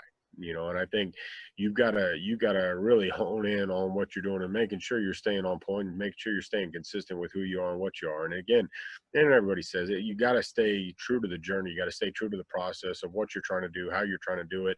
And, once you get to the top of that curve and that boulder starts rolling, then, positive things happen and you start seeing the results that you want. But you can't stop pushing. You can't stop working with that same mindset, that same attitude, that same energy, that same optimistic outlook that you have, and expect to get over that hump and expect to move forward and have the results that you want and work through the process the way you need to. And, I think that's crucial, as for us as coaches, and to relay the message and keep them playing the way they need to be playing, and honing in and focusing on the details and not worrying about the results, because the results will come eventually. We may be going through a tough time. We may be going through a tough season. We may not be getting the results we want, but if we keep putting the time, energy, and effort into doing it the right way, how we need to be doing it, focusing on the right things, well, that it's going to happen. That break's going to come, that momentum's going to shift, and we're going to start seeing the things that we want to see when it comes into game day and come into, the win column. But it takes time, it takes a process, and everybody wants that instant gratification, but it doesn't come that way. Sometimes it does. Sometimes it comes a little bit easier. Sometimes you got better players at certain positions that make it a little bit easier. Sometimes you come into a situation that the culture is great, and it's an easier transition to have that success. Sometimes you got to build that up, and sometimes you just gotta start from the bottom and build it back up. But one thing that, we try to do, or I try to do, and it's easy. And to be honest with you, I'm one of those guys, shit starts going bad. I'm like, damn, what am I going to do? How am I going to do it? How are we going to get this thing? And it was you have to have a conscious effort of saying, hey, when I come, if outside the building, in my car, in my office, close my door, or whatever I got to do, that negative energy out. But when I jump into a meeting, when I jump out on the field, when I'm looking to do my job, then I need to figure out, hey, where's that optimistic outlook? Where's that competitive desire, that competitive greatness, and how do I feed it? And how do I keep generating that every day? And I think it's important for the players to see that you can't change, you can't be different. You got to go in there and you got to, no matter what the circumstances, how good they are, how poor you're playing, hey, this is what we're going to do. This is how we're going to do it. This is what I expect. No different from day one or into day 161. It's got to be the same, and you got to be that same guy. And I thought, we were able to do that. I thought, I thought on the special teams component, I thought we were able to do that where we didn't shift what we were doing. We didn't change what we were doing. We didn't try to, oh, it's okay, Johnny, that I know we're not playing well. No, hey, that's not good technique or anything. That's not good effort or anything like that. I need you to be better. I expect you to live up to the standard. And, and holding them accountable, I think you got to just keep coaching them and keep applying pressure, keep being aggressive in what you do and how you do it, and not be different. And if I think they see that, they respect that, and it's because it's very easy to go, hey, just whatever, we'll just try to get through this season and go on to next year. Next year will be better. No, let's keep building on what we're doing in the process and, enjoy the journey. And then, throughout the year, I think you got to, like I said earlier, you got to keep building these guys up and showing them positive things that they're doing. The results aren't always positive and everything like that, but there are positive plays. And we had a bunch of positive plays throughout the course of the year, and enhancing those. I think that's one way you can do it is over enhancing the positive plays, just because saying, hey, there we are moving forward, we are doing some great things, and then kind of reel back on them, not necessarily take away anything, not try to, because when you're in a bad situation, a negative situation, doesn't mean you just gotta sugarcoat it, or you're gonna try to avoid the negative component of the situation. You gotta understand it and say, okay, this is the negative situation, but what is our optimistic outlook? What is our viewpoint? How are we gonna work through this adversity? But I think in order to do that, you got to make sure you enhance the positive things that are happening, take the negative, but try to spin it a little bit away in a way that doesn't crumble them or anything like that. It doesn't pile on to already the outside forces of the fans, their friends, their family, maybe other teammates, or what they're feeling and everything like that, and try to give them something to look forward to, and understanding that they are working and they are taking steps forward. It's just not the big steps that we're all hoping for at this moment. Right. Stick to those fundamentals and kind of reinforce the positives. Chris, you better watch out. And the more you hang out with those specialists, the more you're turning into one. I love it. It's that positive mentality, that positive mantra. That's very, I don't know. I just feel like it's super advanced, man. And that's something that I aspire to be like. And the mindset of these athletes, not just kickers, but any great athlete is that, focusing on the positive, focusing on what they can control, and, blocking those negative outside distractions. So I think that's fantastic. Yeah, and I mean, that's what, like, we talked to our guys this morning. I go, you've got, as much as you train physically, you got to train mentally. Yeah. You know what I mean? You got to put yourself in a great mental state all week leading up into a game, all the time when you're training, because that's going to dictate how well your training goes on the field. That's going to dictate how productive you are on the field when it comes game day and it's time to put you in those situations. Heck, we talked about icing today. We were talking about, icing the kicker. I go, hey, man, let me ask y'all a question, man. What does icing do to any of you guys kickers? You know what I mean? We got iced a couple times at UAB last year, type of deal. And I go, does it really bother you, affect you? I go, no. And they were like, no, not really.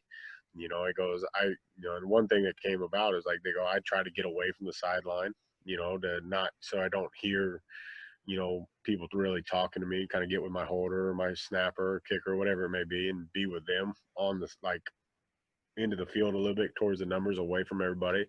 Because and one thing that I like saying, like, don't miss the kick, and your teammate may be just saying, don't miss the kick, and it's like nonchalant. He's not meaning anything hurtful or anything like that, but that's a negative component of your thought. And I go, well, that's going to happen, but you gotta, we talked about building a mental armor. You got to put your armor on like you're going into battle.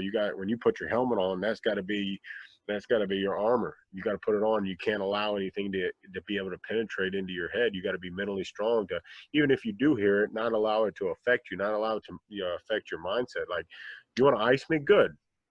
Forget you, man. I'm gonna go out there and make it. I'd ice me too, because I know you're trying to keep me from making this kick, but I'm gonna make it anyway. Ice me as many times as you want. Use all your timeouts. I'm gonna make it either way.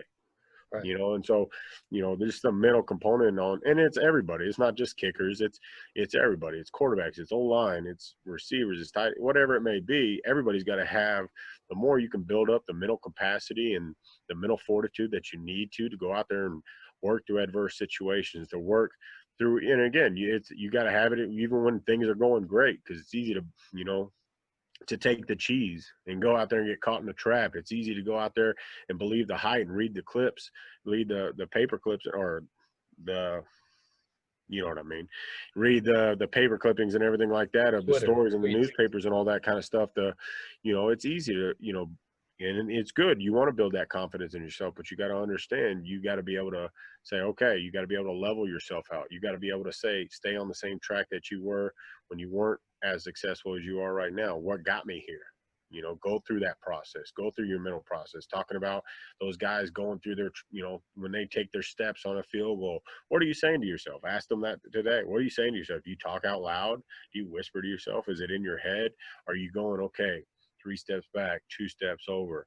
Okay, going through my routine, nice, easy, slow and smooth, up and through, pick my chart, whatever it is that you're going through your process, you know what I mean? And repeating that and being consistent in that, because that's how you go out there and be consistent on the field. You're going to miss kicks, you're going to have failures, but failure's not the end result. It's just an opportunity for growth and things like that. And so we talked about a lot about that, like today, and we try to talk about that in the past with our team and everything. So, Man, that's great. That, what that reminded me of, Harrison Butker was on Pat McAfee's podcast or whatever, his show that he does, and he was saying that he was hoping that the mics wouldn't pick up him during the game, because he talks to himself as he goes through his steps so much, he'd sound like a crazy person, And that was crazy. I didn't know that, he was saying, whatever, focus on his steps. I'll give my guys a mental cue or a verbal cue, this 1 or 2 things that they can lock in on when they're out there, so they ignore the distractions. Shane Graham, I got on my book, and he's awesome. He's at University of Florida, analyst there. His thing is he would play the Eye of the Tiger song in his head, and that blocked everything out. And he said the song went with the steps. So we go dun dun dun dun. It made it really that's pretty perfect. interesting. But yeah, it really blocked everything out and allowed him to focus on his process. That was his huge thing. Is like, focus on the process. Don't worry about the outside distractions, because if you do the process correctly, then you're going to get the end result that you want. Yeah, 100%. It doesn't always work that way, but more times than not, you're going to be successful. You got to speak it into existence. How you think, your mind you look at it, your mind can play a big role in everything you do. If you think you suck, you're going to suck. You think you're great, you're going to have more opportunity to go out there and be successful. If you think you're sick, you're going to get sick. We talked, that was something we talked about today. So your mind is a very strong and powerful weapon that you can use for good, or it can be very detrimental to you yourself, mentally and physically. Absolutely. No doubt. No doubt. Hey, I kind of heard you talk, I don't know if you're referencing like visualizations and stuff like that. Do you talk about that at all with your players? Are you ever taking them through something like that? We haven't done a lot of it in the past, but we're starting to. Next week is our visualization talk, and so we're going to meet on that later this, I think Thursday or Friday, and then, or if we get through it, and if not, we'll do it on Monday, because that talk will be next Wednesday. But I think visualization is crucial and critical in what you do. You got to see yourself being successful. You got to see yourself making a kick. You got to see yourself putting it through the uprights. You know, you got to see yourself kicking the ball and coming up and through. You know, the guy that I've got right now, his name's Greg Wood. I was a kicker or a punter at Valpo and had a really successful career and had some tryouts in the NFL type of stuff. And, you know, like we were talking yesterday and he was like, you ever noticed, because we were talking about visualization, we were talking about positive, you know, positive mindset and self-talk and stuff like that. We've gone golfing a couple times because now we got free time. So we kind of spend some weekends here and there. But you ever see me? He goes, when I'm teeing off and stuff, he goes, I sit there and whisper to myself. You know what I mean? He's going through that process just like you were talking about with Harrison. And, you know, and he goes, the visualization, like you watch, you know, golf, you watch those guys and you know, there's what was it? Bagger Vance, Legend of Bagger Vance. And they're talking, you know, I remember Bagger's talking to Matt Damon's character and everything. And he's talking about Bobby Jones and he's showing him Bobby Jones. And it's kind of cool that he gets behind it and he's visualizing everything else goes blank and he's visualizing where that ball is going. He's seeing the field and that's all he sees. And he's seeing a successful shot, you know, and, you know, one of my favorite movies, and it's kind of cheesy, kind of a, you know, but it's For the Love of the Game. You know, it's a Kevin Costner baseball movie. And, you know, he's over there in a 40-some-year-old pitcher and he's sitting there over top of his knee and he's looking at the catcher and he, you know, clear the mechanism.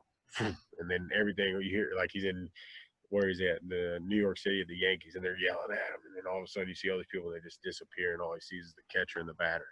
You know, visualizing what he needs to visualize on and what he needs to focus on. And it's the same thing. You want to go out there and have a successful, you know, result, whether it be kicking, whether it be a quarterback, running back, whatever it may be. You going out there and having a golf shot, you gotta see yourself having a successful shot. You gotta believe that you're gonna have a successful shot. Because if you think any way otherwise, then guess what? You're probably gonna get the negative component. If you have any type of negativity or any doubt in what you're doing and how you're doing it, that's gonna lead to more opportunities for that to showcase out there on the field. You gotta see yourself being successful, making the tackle, making that throw, making the catch, making that kick, you know, whatever it may be. You got to see yourself being successful in it, because then that triggers in your mind and gives you that, again, that optimistic, positive outview that you need to go out there and be successful out there on the field.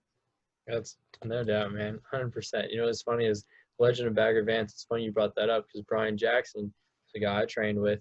And one of the first kicking camps I went to, he's like, you guys need to watch this clip. It's something I watched before every single game I played. He played 9 years of arena ball and he played at Ball State, and like a 5-minute clip. So after that, sure enough, like, you know, I coached at a high school for 2 years. Every day, you know, on Friday we had our, you know, our period of like study hall or whatever. My kicker would come in. I'd have a whole class in there, turn off the lights, Legend of Bagger Vance for 5 minutes, and it's that clip of seeing the field, and it's 100% true. I mean, I remember playing against Ole Miss, and I know you played in big games too in North Texas, and it's like when I got lined up and I was playing to A.J. Brown, you know, who's future, you know, big-time dude in the NFL, held him to 2 yards return. You know, our punt team held him to 2 yards returning that day, but I had 10 punts, and the whole thing is anytime I got out there, it's like the sound went, and, you know, everything, just like the clip, you know, I couldn't really see anything else. I was just really focused on that snapper and the ball, and that's that focus that it takes. 100%. That's how you got to do it. Now, it takes time and it takes training and because it's not easy to do, you know, and so that's what we're working on. I got to do the same thing, but we're hoping that, you know, we can do a bunch of that training and, you know, stuff like that, because, you know, it's a tough, you know, for the specialists anyway, it's a tough component. You get one opportunity sometimes, you get highlighted, you know. We talked to them today, you know, you know, you get the opportunity for the sunshine to shine brightly on you, or it can burn with intensity on you based on what happens. And you gotta be willing to go out there with, you know, that mindset, that mentality that you want that on you. You want that opportunity to shine when you go out there and you're successful, and understand that if it's not, that you got to have the ability to fight through the adversity because they're going to torch you if you go out there and miss that game-winning kick, or you get blamed, and you gotta want to be that fourth quarter quarterback. You got to want to take those opportunities. You got to, when everybody talks about the quarterback, you want the ball in it. You want that guy that wants the ball in his hands with a minute and a half left and you're down, 6 points. You want that guy at quarterback that wants to make the play for you. Same thing. You want that kicker to be that guy. Give me that game-winning shot. Give me that game-winning field goal. Put me in a position. Yeah, you want to make me kick a 58-yarder? Yeah, I got that. Whatever it may be, put me in that position. That's the guys. You want them to have that same mentality, like you would that fourth quarterback, that John Elway, those Joe Montanas, and I'm kind of speaking my age a little bit, but everybody's more Patrick Mahomes and everything, but he's good too. No question. You know what? In your time, and especially, Tennessee, Arkansas, and FAU, you've been around some great players and great specialists. Dalton Chomp was one. Chomp that, that absolutely crushed him. He averaged 48 yards a punt. What did you see with those guys that separated themselves from other players you had that maybe didn't live up to, or didn't perform as well? I mean, not just, specialists, but, any athletes in general. I think their mentality was the big thing. Their mindset was crucial for them, and they didn't ride the emotional roller coaster. They didn't allow themselves to get too high, too low based on the production they were seeing out there. Dalton was an incredible story. Walk-on guy that was a backup punter when we got there. Like I told this to a lot of people, he's the only double knee brace punter I've ever had in my life. And would wear 2 knee braces out there. Fantastic. He talked about tacklers. He was a fantastic tackler for us. We funded it off to Florida. We played them and we gave it to Callaway. He was playing now in the NFL, and he got loose a couple times, and Dalton, I don't know, he just velcroed himself to his legs or something like that, but he got him down. But Dalton was one of those guys, like we got there that first spring, and and the punter that had been there, that had been the starter for him, decided to transfer out, and he was kind of elevated, and we didn't really know what we were going to get. And he goes out there, and he was a little inconsistent in that first spring we were there, but, worked his tail off, had a great summer, and then goes out there and starts crushing the ball. But one thing that you saw, and he'd have some mishits in practice, and he'd have some mishits in the game, but you didn't really see him get negative. You didn't really see him, get really high about himself and believe the hype of what he was doing. Because there was that first year, he went out and averaged 45 and followed it up with 48 and finished with 42, which are really good averages for him. And, but you couldn't tell how good of a punter he was, you know what I mean? By how he approached, he didn't have that cockiness or anything like that, to think he was, this high caliber punter. He was really, really good. Probably one of the best guys I've ever had in my career. And I've been around some guys that have had some NFL stuff, but just his mentality, his work ethic, his drive to be good, he really pushed himself into being that player. And, wasn't, like I said, wasn't a highly recruited guy, was a guy that walked on and then eventually just worked his ass off to get a scholarship and did some really good things. But it wasn't, his mindset and how he approached his job, what he did, and, his approach and going out there every day and just working, was what got him there. And then you got Greg Joseph, who was incredible. Both those guys are really good people, but Greg is an incredible person and that incredible story.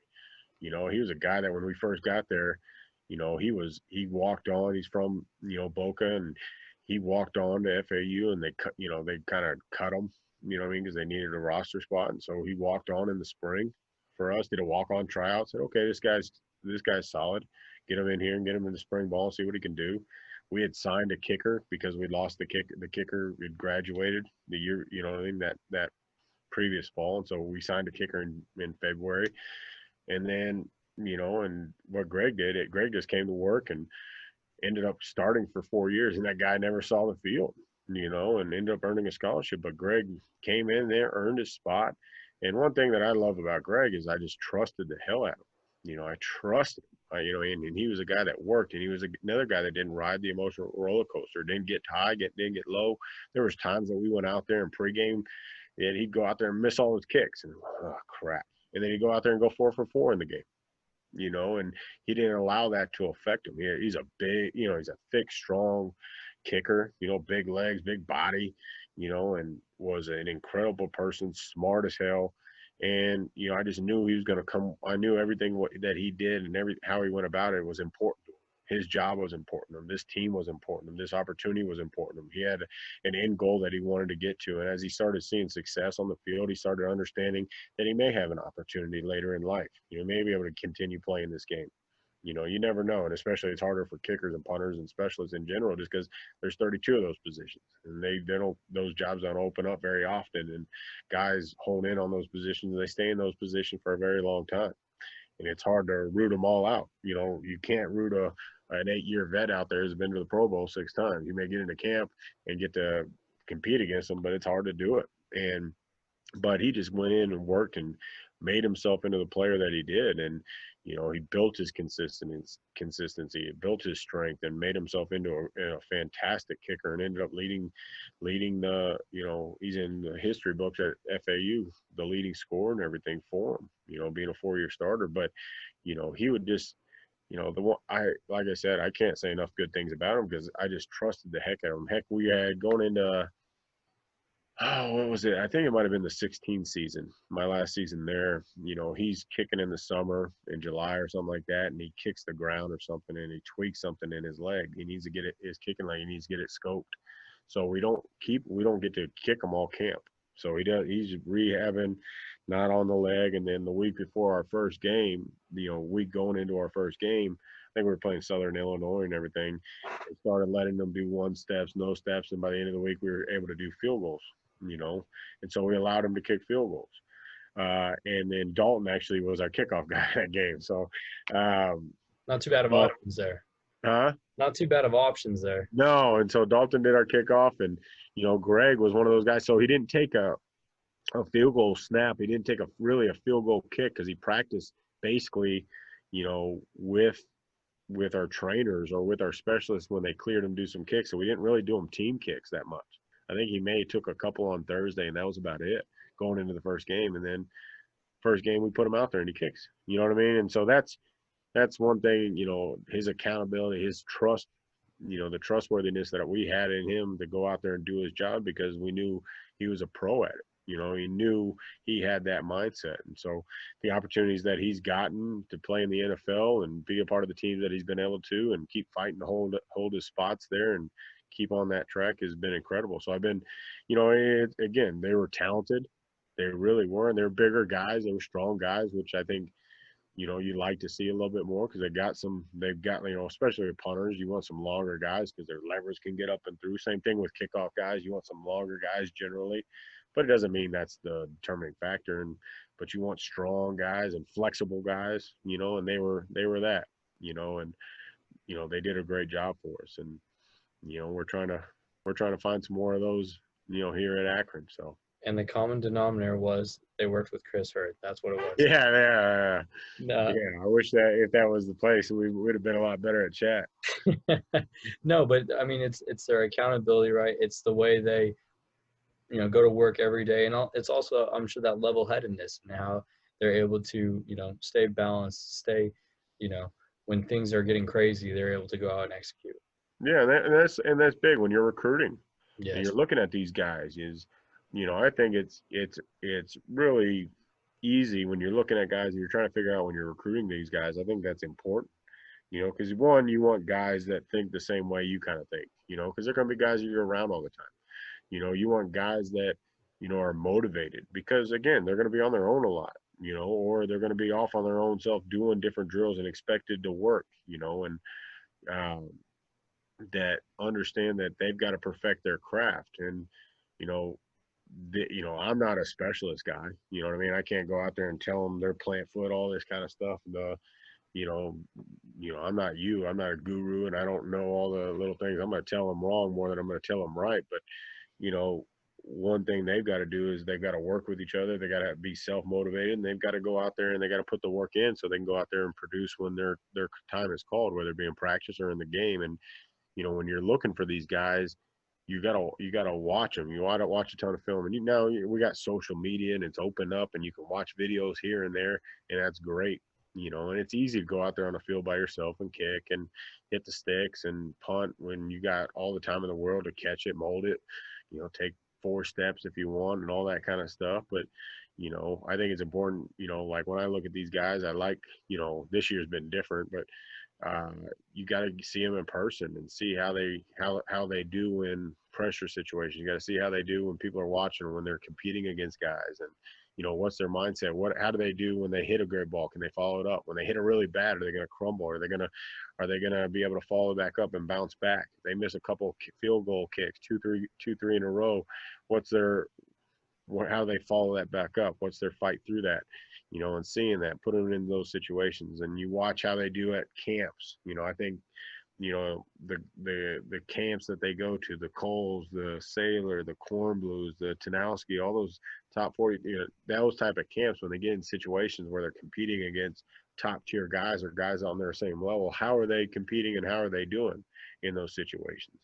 When you got guys out there kicking and scoring a bunch of points on their point system, and you're going out there and missing field goals, what, you know what I mean? I think that's important, because you got to find those guys that are those level-headed guys, you know, and that was big for us this year, you know, when we were looking at guys, is finding the right guy and making sure the mental component and the mindset is how we want it to be, you know, because I think you worry when you got guys that, you know, that fall into that, when you get into some pressure situation, you put the spotlight on them, that they just don't necessarily go out there and produce how they need to produce, you know. And there's some guys that when you put them in those situations, they really flourish, and they can be really talented, and they can have a lot of really good things that you see on different clips and stuff like that. But when you put the spotlight on them and people are looking at them, what's going to happen? You know, are they going to, you know, and then, you know, finding those guys that have their consistent technique wise, I think that's critical. Like leg strength can be gained. You know, obviously there's some guys that have more natural talent in doing it, but you can build that up. You know what I mean? But the technique, who can be consistent over, you know, day in, day out with what they do and how they do it, I think is big. But the mindset, their mentality, you know, when you're looking at these guys, because again, I use those two guys a lot when I'm measuring up what I'm trying to find. And my guys probably get tired of me talking about them, but that's just what my that's been the standard. That's been the guys that I really enjoyed coaching, you know, and I really enjoyed being around, and we had a lot of success, you know, with them and what they did and how they performed on the field, you know. And that was a group I remember when we were leaving out of there my last day. We sat in my office for 2 hours and just enjoyed the hell out of it, you know, and still text Greg and Dalton and some of those guys and stuff like that. And, you know, it's just, you know, with those specialists, especially those guys, because they're, you know, you guys are a little kooky anyway. Is Not wrong. Which is great. You know what I mean? I absolutely love it. And I love, you know, when you get a room of really good ones that you enjoy being around, they lighten the load, and they bring a fun, and, you know, they bring some joy and some odd moments where they're just great, some good stories to tell around the fire sometime. But, you know, that's what you want to find, guys that you want to be around that, you know, think like you. And, you know, I've been very happy when I had that opportunity to coach those guys. And, you know, I'm feeling really good about the guys that we have right now. You know, we're kind of molding this room into how we want it to be, and, you know, creating the culture that we want to have on the team, but also the unit. And, you know, so I'm excited about where our room is going. And again, it's just about bringing the right guys and, you know, building the type of room you want to have. No, there's no question. There's no question. You guys, it sounds like you guys have done a great job building that, you know, right now. And that's just super cool. You know, and here's my other thing too. You hit on it a lot, you know, with, you know, what you look for and how you look for them to perform. But, you know, what kind of questions do you ask their, you know, coaches or their parents? You know, what do you know, is there something that indicates, oh, this guy's going to be level-headed, this guy's going to be cool under the fire, or, you know, this guy might be kind of sporadic? Is there anything that you can think of? You know, I think you always talk to their head coach. I think it's always important to talk to the head coach on finding out what he's like. You know, and you got to read you got to read and make sure You know, because again, all like just like when you're selling your guys to the NFL and they're selling their guys to us, you know, they're going to love their guys probably more than what some of their ability is. But at the same time, you ask him, how does he handle this? How does he, you know, is it? And then you go, how does he handle when it's pressure situation? How does he handle when he's not doing well, or you know, things like that. And then try to ask them for examples. Can you give me an example of what you're talking about? And if they've got those examples, you know, like, you know, yeah, we were playing this guy, you know, we're up in this school and he's got another kicker that's a high rated kicker in the area, and they knew they were going to play each other, and he really excelled knowing that he was going to be playing one of the top kickers in that area, you know, who's in his same class, and really excelled and showcased. And you know, he's had this game winning kick and did this and that, and you ask them, and then you talk to the, you know, you got to try to get a feel for the parents on how they've kind of raised them and type stuff, how they kind of, what is he, a self motivator type of deal? Does he need a lot of guidance? You know, are they kind of babying them? Do they have to take care of them a lot and stuff like that? I think when you talk with parents, you kind of find out, you know, what their role, not, you know, not necessarily their role, but kind of how the structure that they have for their son, you know, with, you know, does he get up on his own, or do they have to, you know, do they have to wake him up for class to go to school? Do they have to remind him to do assignments? Do they have to remind him to do things, you know what I mean? And try to get a feel for it, you know, like him at, you know, him as far as motivating factor and his desire to go out there and, you know, do it on his own and everything. And then, you know, when you talk, a lot of these guys that you're recruiting, they go to these camps.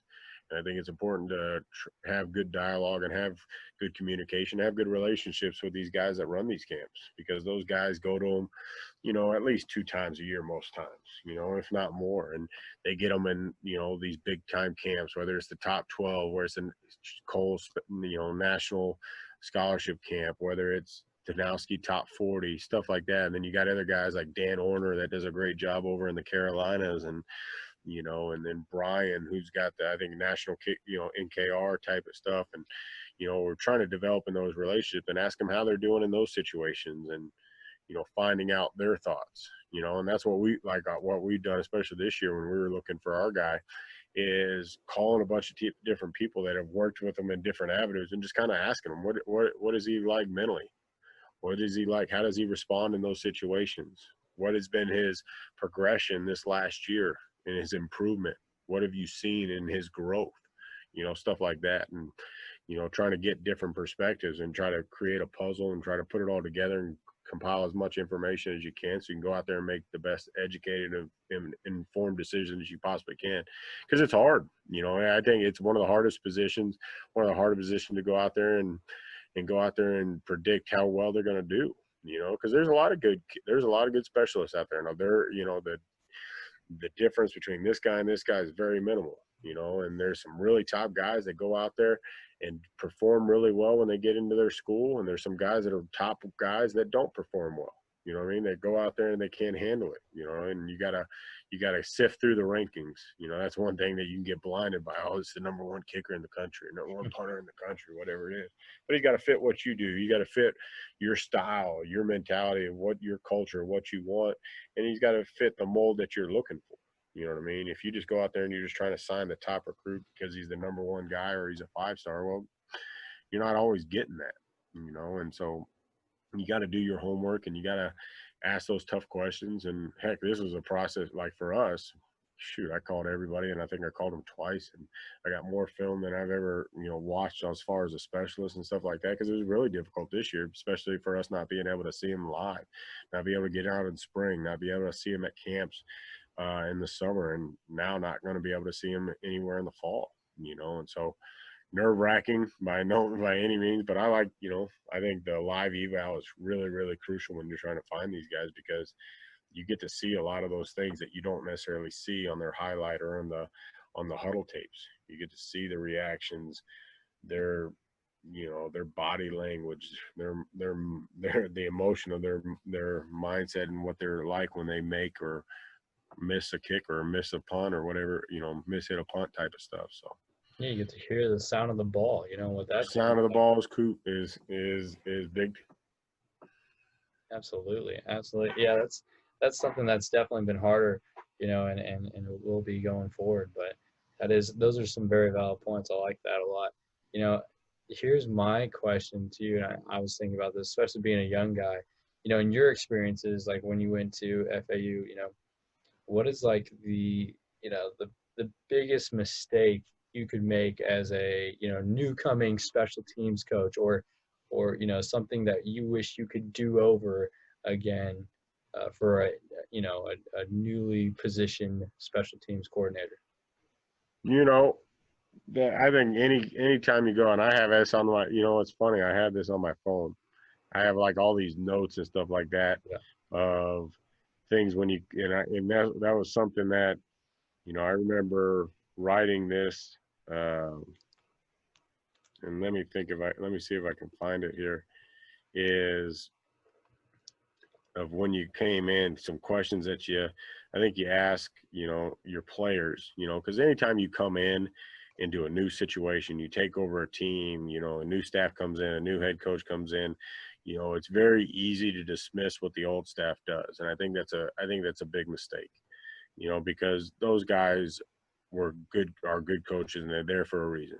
Maybe they didn't have the production that they needed in order to stay there. Maybe, it just didn't work out in the direction they needed to be. But I don't think one thing that I've seen in the past, not necessarily everywhere, but I've, read, seen a little bit here and there is, you don't bash the old staff. You don't bash the old head coach. You don't bash the old ways of doing things. It's, you got to find out when you come into a new situation. I think it's very important for you to come in because those players decide to go there not because of you, but because of the coaching staff and that university before you got there. Now they're inheriting you. You know what I mean? And you go in there, and I think it's very important. And I'm not saying you got to walk on eggshells, but I think you got to go in there and you got to be very understanding. You got to talk to these guys. You got to have real conversations with the players, the staff that, any staff that's around left on the staff there. As far as, a lot of it, you see a more support assistant type roles. Your administrative assistants, DFO, stuff like that, compliance, and find out the information that how it was and how things were done and things they liked, things they didn't like, and talk to the players the same thing, ask them things that they liked about how things were done, things that they didn't think were great, that think they could improve upon. I think that's when you're coming in, like the 4 questions. I think I put this on here, 4 questions to ask a player or any staff member when you're jumping into a new program. What do we need to sustain? What I mean? What do we have to go out there to improve, to sustain the you may come into a program that's already had success. A coach may retire, may decide to move on to a different job where he's had success. He did a really good job at a G5 school, and now he's going into a Power 5 school. Well, they had success. Let's say Neil Brown left Troy to go to take West Virginia. Well, Troy ain't broken. They got good players. They got a good culture. They've got a good setup. Well, how do we sustain that success that you guys have had? What did you guys do in the past? How did you guys do it? Calling them, calling that old staff time. It's easier to do with the successful programs than the non. Yeah. But if you got a good relationship with any of those coaches, or you just reach out to those coaches and say, hey, what was kind of going on with the program? Someone that you may trust and say, hey, tell me a little bit about this. I know that's something that we, our head coach was able to do here, when we came in. I think, you ask the players or anybody around, you ask them, what do you need to improve? What are the areas of improvement that this program can take? What was the number one issue for, the lack of success, for instance, or what was the number one thing that you thought led to your success, and then you ask, one thing I think is cool that you ask them, you go, hey, if you were named head coach, what would you do? What would be your first couple of moves? How would you go about it? And so, things like that I think is important when you're coming in, because you can come in, you can have your chest out like a peacock, say, we're taking over this, we're going to do it our way. But, you understand there's things that were good in that program maybe, and there may be some things that weren't, and you got to change. You're going to do it your way. But, but the guys at the same time, these guys are coming in. They didn't sign up to play for you. These guys are coming in. You're new. You're a stranger, and you come in, you got to be understanding. You got to come in there and you got to talk to them. You got to, tell them about yourself, get to know them, let them get to know you, and then you start implementing what you do and how you do it, and you start building that culture and the way you want to do it. But you know, you don't there if there's things that they've had success and things that the players liked and things that you know that fall in line with what you do, try to build upon that. And if there's terminology that like, heck, I'm not the guy may not. Coach Woodard, I think, was the special teams guy here before I got here. Well, I got on the main Excel server. the what you call it, the main server for here at the university for athletics and stuff, and it was football. Boom, jumped on it and said punt. I clicked on it and there's their punt stuff. So hey, how can any terminology that I can carry over from what some of these guys that did in the past? How can I make that very similar and some stuff like that? Or I pull clips from years before.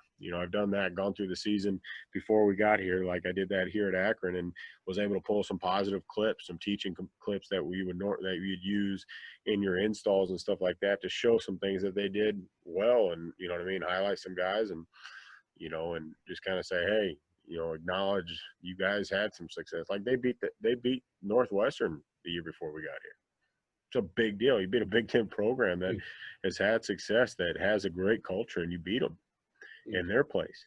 So I pulled some clips out of that game, and just showcasing and highlighting that for them, so I think communication, talking with the players, getting to understand their side, getting to understand the people around the program, if they're around and you're able to talk with them, or what kind of happened in the program, things that you can do to sustain the success or build on success, or things you can improve and make it better for the players, for the staff, or, just the overall outlook of the program, I think is important, and then just always having open conversations with guys is huge. The communication, no matter what, when you're taking over a program, you're in a program, you're talking with guys about rosters, their depth chart and everything like that. You got to be honest and open with your communication. Here's where you are. Here's where we feel you are. This is your role right now.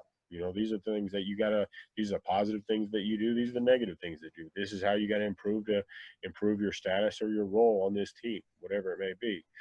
I think communication, it always comes down to it. When you have unhappy people and whether it be in business, whether it be in football, whether it be, players and stuff like that, it comes down to lack of communication and not being upfront, transparent, and honest with the guys, and like we were talking about those roster change, those meetings in camp and stuff, like those evaluations.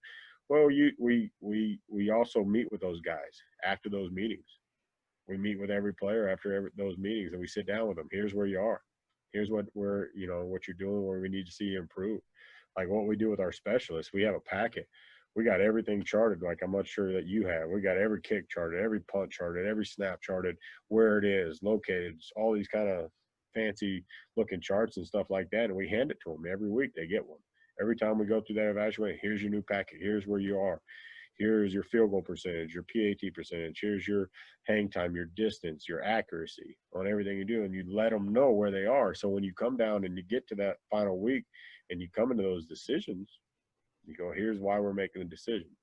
And this is why we're doing it, and stuff like that. And I think they appreciate it. It's not always easy to hear, but I think they appreciate it. So whether you're coming into a program, while you're in the program, I think communication, having open and honest, talks between you, your players, the staff, everybody being on the same page is crucial. And, especially with your players, you gotta always be upfront and honest. And it's not necessarily always what they like hearing, but as long as you're upfront and you tell them the truth and you tell them why you're making the decision, and it's an educated decision, and it's just because you don't like me or I like that guy better. No, it's because this is the data. This is what my gut is telling me based off the data that I have. And, we think this guy's going to put us in the best position. They respect that.